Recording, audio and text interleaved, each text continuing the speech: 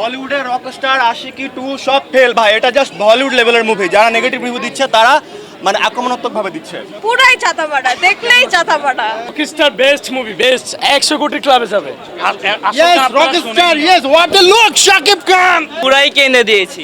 I think সবার এসে দেখা উচিত, তারপর বলা উচিত। One of the greatest film in Bangladesh. ভালো লাগছে, ফ্যামিলি নিয়ে দেখার মতো, আসলে খুবই ভালো লাগছে। ইতিহাসের সেরা একটা মুভি রকস্টার। ইট ওয়াজ অ্যাডেকুয়েট। শাকিব খানের অভিনয় কেমন ছিল? ছিল মোটামুটি। দর্শক কত দিবেন?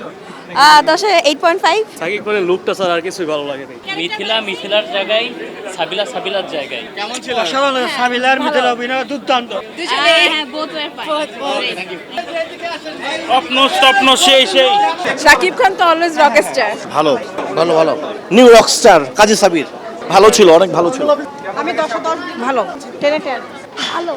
মুভি অল ওভার লাস্টের এন্ডিংটা মোটামুটি ভালোই। ভালো হইছে, রকস্টার। আমার কাছে তো অনেক ভালো লাগছে, অসাধারণ। ভালো ছিল, খুবই ভালো ছিল। আসলে ঘটনা হচ্ছে ভিন্ন কিছু নিয়ে এসেছে বাংলাদেশে।